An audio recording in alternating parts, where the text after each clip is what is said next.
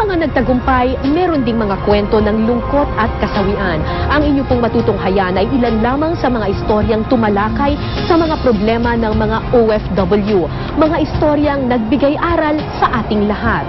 Pero sa kabila ng mga malulungkot na kwentong ito, nananatiling matatag ang mga kababayan nating OFW. Sa mahigit 10 milyong OFW na nagtatrabaho sa iba't ibang panig ng mundo, halos 2 milyon ang nasa Middle East. Ang pangakong naghihintay sa kanila, maayos na trabaho at sapat na sweldo. Pero sa ibang pagkakataon, ang mga pangakong ito tila napapako at imbis na maging susi ang Middle East sa mas maayos na pamumuhay, nagiging mitsa pa ito ng kanilang sariling buhay.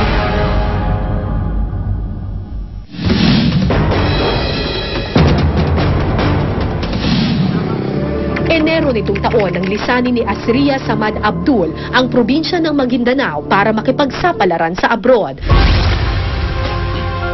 Ang kanyang destinasyon, ang bansang Kuwait, kung saan may naghihintay sa kanyang trabaho bilang domestic helper. What are you doing, huh?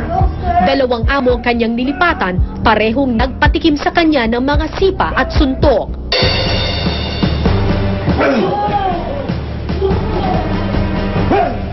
At nitong Hulyo, naghingalo si Asria sa labis na pambubugbog. Para magmukhang hit and run ang kanyang ikamamatay, dinala siya ng mag-asawa niyang amo sa disyerto. Dito, 3 beses nilang sinagasaan si Asria hanggang sa tuluyan nitong mawalan ng hininga.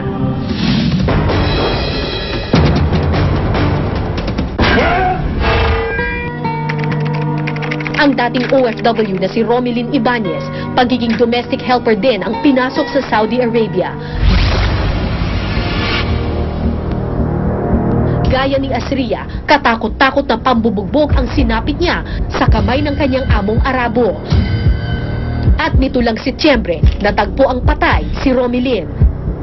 Tadtad ng saksak mula leeg, tiyan at mga kamay. Sunog din ang kanyang labi at mga lamang loob dahil sa ipinainom sa kanyang asido. Sa ngayon, nakapiit na sa kulungan ng mag-asawang sospek na pumatay kay Asria. Pero ang amo ni Romilin patuloy pa ring nakakalaya kahit na maraming ebidensya ang nagdidiin sa kanya.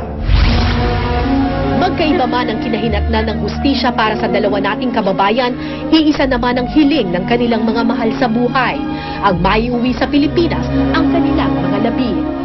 Ito'y pagkanilakan, kumubiran no. Ang suwata ka nang ibaling sa magaan. Pasara kami nandi kapatayo tao na ipalabang. Naba gugundin siya matid. Ay pulubong sa magaan. Nag-hire po tayo ng abogado, isang top-notch criminal defense and offense, criminal prosecutor, no? Para tulungan tayo sa investigation at all from the very start makita na yung investigasyon at makita lahat ng anggulo.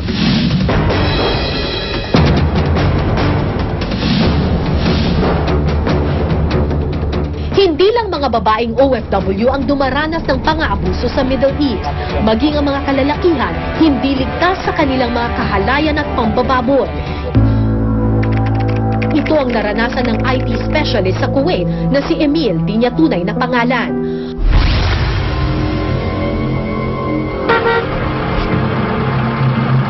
March 2005 nang gabihin si Emil mula sa gym. Wala siyang maparang taxi nung gabing iyon hanggang sa may Arabong nagmabuting loob na nagpasakay sa kanya. Pero imbis na ihatid pa uwi, sa disyerto siya dinala. Laking gulat ni Emil na may grupo na ng kalalakihang nag-aantay sa kanya. Pinababa po nila ako. Katapos po nun, kung kinakausap po nila ako, natanggalin ko lang yung damit ko, hindi po ako pumayag. Pero yung isa, sinuntok na po ako kaagad sa sinikmurahan po agad ako. Pinagtulungan si Emil ng 6 na lalaki. Dito na pinilit ng mga salarin ang mga bagay na kahit pa sa isang bangungot, hinding-hindi niya magagawa.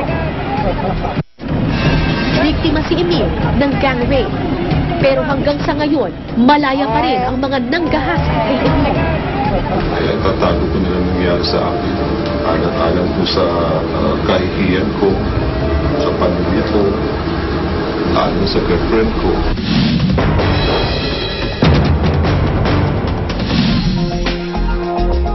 Pero may ilan namang OFW na matigas ang ulo na tila iniimbitahan ng disgrasya.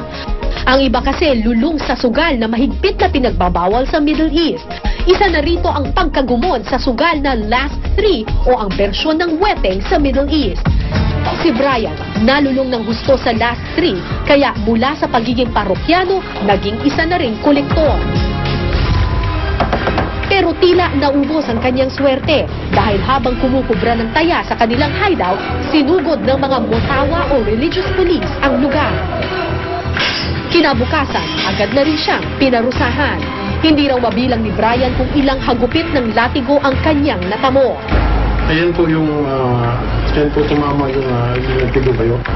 Pagka taglamig dyan, tigulog dyan. Sakit naman sakit. Swerte lang daw si Brian dahil agad siyang sinundo ng kanyang amo at nakalaya rin.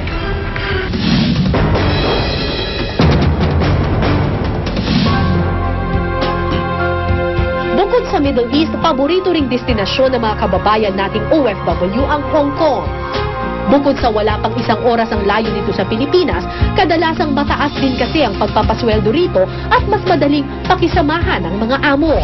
Pero dahil sa nangyaring hostage taking sa Pilipinas kamakailan, may ilan tayong mga kababayang nagkwento na sinibak daw sila sa trabaho dahil dito. Sa kwento ni Ana, di niya tunay na pangalan, 4 na taon na raw siyang household service worker sa Hong Kong. August 24 nang matapos ang kanyang kontrata sa dati niyang employer. Isang araw matapos ang hostage crisis sa Manila. Magsisimula na sana siya sa kanyang bagong amo, ngunit naudlot ito. After the incident sa Manila, tumawag ko yung agency na nagsasabing pasensya ka na, nag-back out yung magpipirma sana sa'yo. Simula nang nangyari ang hostage taking, 4 na beses nang tinanggihan ang mga application ni Ana. Medyo mahirap po. Kasi yung last na lang na sweldo ko ang pera ko ngayon. Medyo nagtitipid. Kaakibat ng pagiging OFW ang iba't ibang paghihirap na posibleng kaharapin sa ibang bansa.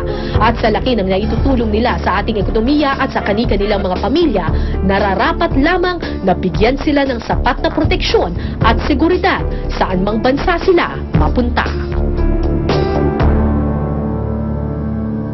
Ang buhay sa abroad, may ilang mga Pilipino na iniisip muna ang iba bago ang kanilang sarili. Sila ang mga Pilipino sa abroad na nagsilbing inspirasyon sa ating lahat. Ang mga Pilipino sa abroad na nagbigay ng kagandahang loob para sa kanilang kapwa.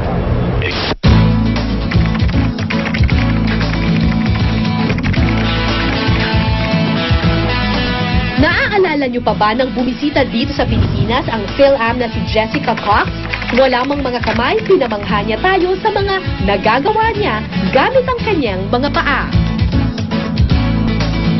Hi, my name is Jessica Cox and I'm going to fly today. Sa edad na 26, lisensyadong piloto na ang Filipino-American na si Jessica Cox.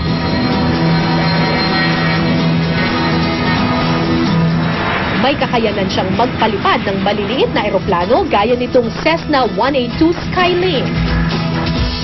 Walang takot sa pagpapalipad si Jessica kahit sa taas na 10,000 talampakan. At lahat ng ito nagawa ni Jessica sa kabila ng kanyang kalagayan. I was born without both arms and the doctors called it a congenital birth defect. So for me, a lot of people call it a handicap, some people call it a disability, but I see it as just being a condition. Sa kanyang paglaki, unti-unting nakasanayan ni Jessica ang paggamit sa kanyang mga paa bilang mga kamay. Pick up things and put it in their mouth, and for me, I just picked up things with my feet. And that was my way of learning about the world. And so naturally, as I got older, they became my hands.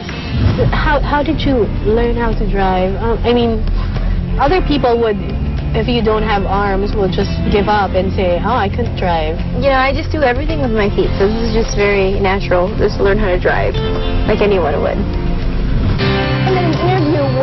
Sa kasalukuyan, isang motivational speaker na rin si Jessica dahil sa dami ng mga taong humahanga at nakakakuha ng inspirasyon sa kanya.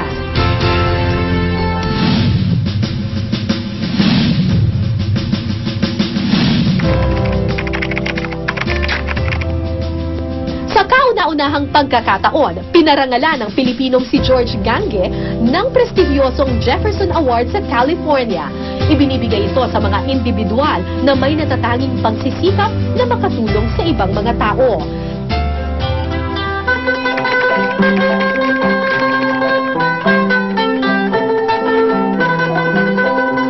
Nagbigay serbisyo si George sa United States Navy sa loob ng mahigit 20 taon. At mula sa pagiging sundalo, isa na ngayon siyang ganap na musikero.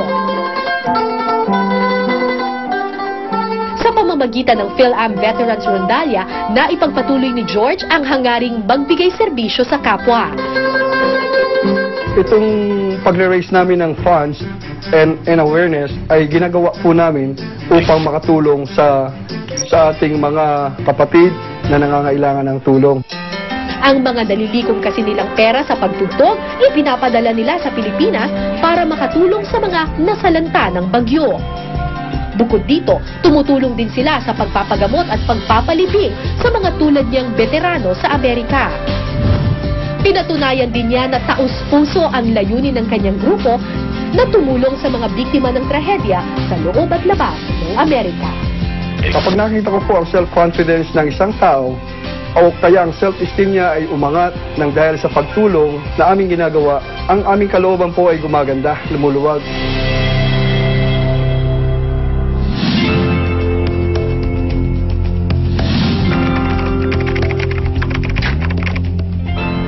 Marso naman ang ipakilala namin sa inyo ang isang Pilipinong may kakaibang trip sa Amerika. Lumilibot kasi siya sa iba't ibang estado para ipamigay ng libre ang kanyang mga obra maestra.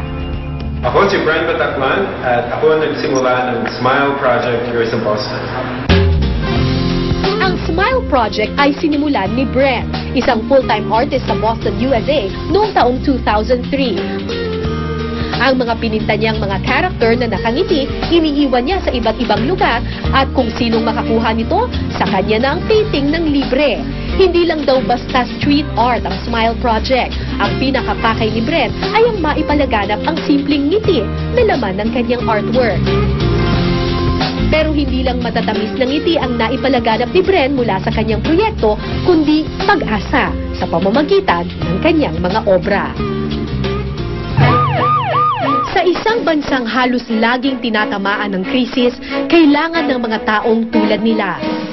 Sina Jessica Cox, George Gange at Brent Bataclan, mga Pilipinong handang ibahagi ang kanilang talento nang walang hinihintay na kapalit. Higit na mahalaga para sa kanila ang pagbabagong maaaring maidulot ito sa kanilang kapwa. Naway sa darating na taon, magbigay inspirasyon sila sa atin. Unahin ang kapakanan ng iba bago ang ating mga sarili. Mula po sa aming lahat dito sa OFW Diaries, taus-puso po kaming nagpapasalamat sa inyong pagtangkilik sa aming programa. Ang programang tunay na nagbibigay boses sa mga kababayan natin sa abroad. At mula po sa akin at sa staff ng OFW Diaries, salamat po sa pagsama nyo sa amin sa loob ng 2 taon. Sana po kahit papano nakapagbigay kami ng inspirasyon. At salamat po sa lahat ng mga OFWs. Kayo po'y inspirasyon at patuloy po kaming sasaludo sa inyong kabayanihan. Ako po si Cara David at ito po ang OFW Diaries at mga kwentong Pinoy overseas.